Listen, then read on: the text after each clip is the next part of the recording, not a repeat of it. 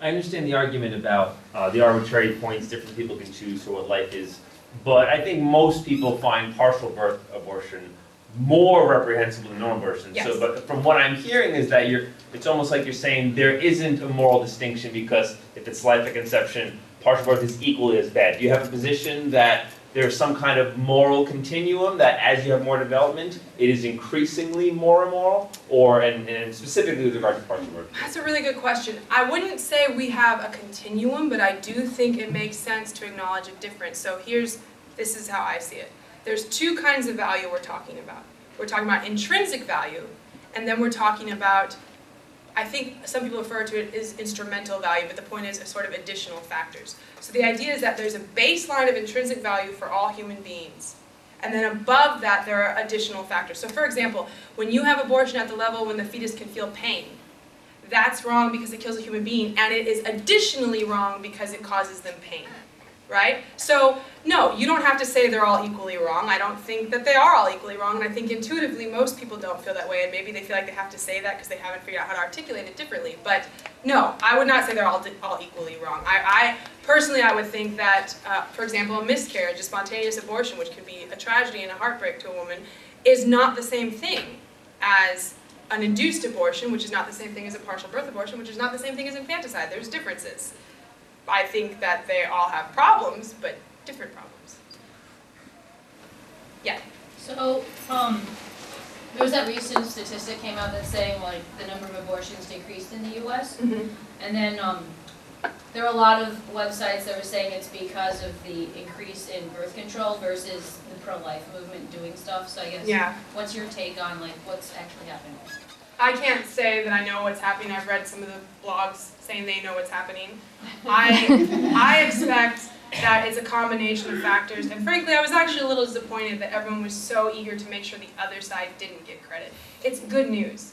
We can all be happy about this, and I would expect that increased knowledge of birth control makes a big difference. Access to birth control makes a difference, but to be frank, there are very few people who can't go buy condoms. Right? But knowledge of how to properly use birth control makes a big difference. People like to talk about how a lot of the women who get abortions were on some form of birth control, and that's true. But what they fail to mention is that a lot of them didn't know what they were doing with it, and that's a big problem. So I imagine better education is a big factor, and birth control is a factor, but I believe that the pro-life efforts are also a big factor. Changing hearts and minds about the nature of fetal life, it makes a difference. And frankly, increasing restrictions makes a difference. Maybe not in as positive and happy of a way, but it does. They've shown that pregnancies have increased because of different pro-life laws, depending on the law, and depending on the state location, and if they can just cross the border. But it does make a difference. So I would imagine that it's all of the above, but I haven't checked. That's just my guess. Yeah. Yeah. Well, first I have to thank you for an incredible presentation, but Thanks for sitting through the whole thing. Oh, no.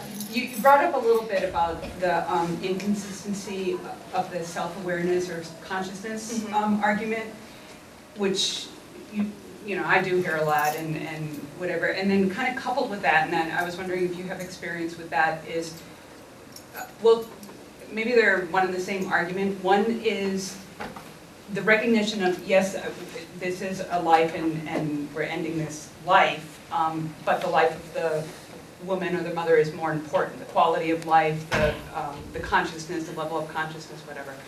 And then another argument related to that would also be kind of like a utilitarian pragmatic one, which is, yes, it's a human life, but for the overall good of, the lifeboat dilemma. So. When you say the lifeboat dilemma, can you well, like if you got 10 people in a lifeboat and you can only take, so like, not, is that like a version of the overpopulation deal? I don't know, but it's been used for a lot of different things, and one of them would be like, well, there isn't enough resources to go around, so who gets the cut, and how do we make those decisions, and one practical way would be to allow abortion, right? Yeah, because like, or look at qualitative life and measure it. But I have another, I suppose it brings in the idea of someone else or a governing body is making the decisions. Well, so several things about that. The first one is when people make the sort of, like you say, the lifeboat argument, it's the type of argument that I think, implicitly assumes the fetus is not worth moral consideration. Because if you can't apply their argument to toddlers, then it's implicitly assuming that the fetus is not worth moral consideration. So we would not say, oh, we're running out of resources, or overpopulation's a problem, whatever, let's kill all the toddlers. People would be horrified if you said that. And so the first thing I would point out is that it's sort of having this underlying, and not on purpose, a lot of people make arguments like that without realizing the underlying assumptions. They're not all trying to trick us, you know. A lot of people haven't thought it through, but that's part of the problem. Beyond that, let's say that the person says, you know, I agree, we should kill toddlers too. First of all, wow. I'm just gonna let's say you want to keep talking about it. In terms of, I don't know if I'm addressing your whole question here, but in terms of overpopulation and resources and stuff, that has been consistently shown to be a problem with governance.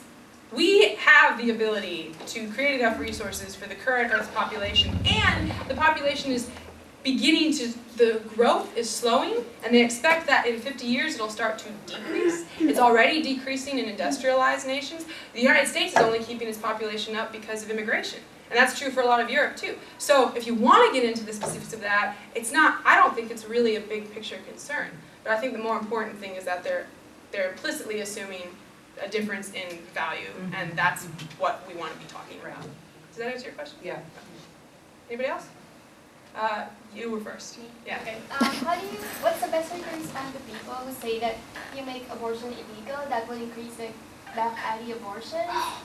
Yeah, that's such a tough one. Yeah. Well, I can't really get into developing countries because I don't know enough about what's going on with them. So I'm not going to be able to answer that one. But in terms of here, I would say that, first of all, it's another argument that implicitly assumes a lesser value. Because if we say that in some weird hypothetical situation, if you make infanticide illegal, then more women will put themselves in danger. So, it still needs to be illegal. I think that there's a decent argument to be made. This is not an official secular pro-life position, what I'm about to say. But I think there's a decent argument to be made that our country will not be ready to make abortion illegal the way we want it until we do a better job of supporting pregnant women. I think there is a decent argument for that. Now, morally, you might think that that's not a good enough reason, because we're talking about killing human beings, we need to stop it now. And I get that. I'm speaking practically. If we want the populace to see our side, they're a lot more likely to if they're not very worried about these situations. It's, statistically speaking, I imagine I'm not the only person in this room who has known women in crisis pregnancies and seen what they go through, and that's a very moving situation, and you don't want to make them feel more desperate. Another thing I'd point out, though, is in some ways I feel like that argument is kind of condescending to women, because I understand that some women really are in such a desperate situation they would think of that, but I think most women, I submit that most women who choose to get abortion today would be very upset, yes, if they couldn't get one and they didn't have the resources they otherwise need, but I don't think most of them would immediately go to something that dangerous. I think most women would be more careful. And then the other argument about that is the danger of illegal abortion coincided with a totally different time for us in terms of our medical technology and abilities. I don't have the chart with me, unfortunately. The President Kelsey always uses this chart. I should have put it in. But it basically shows the rate of maternal death in childbirth from the 1800s to now, and the decrease is huge. And she will put it up there and then ask people to show her where on this chart the Roe v. Wade decision happened, if she doesn't say what the years are, and nobody can tell, because the decrease was happening anyway, because we invented things like penicillin. And they've shown that in a lot of countries where abortion is largely legal also coincide with countries that are more advanced technologically. So when you talk about maternal mortality rates compared to abortion law, you need to be very careful what you're talking about. Are you comparing countries that have equal technological abilities?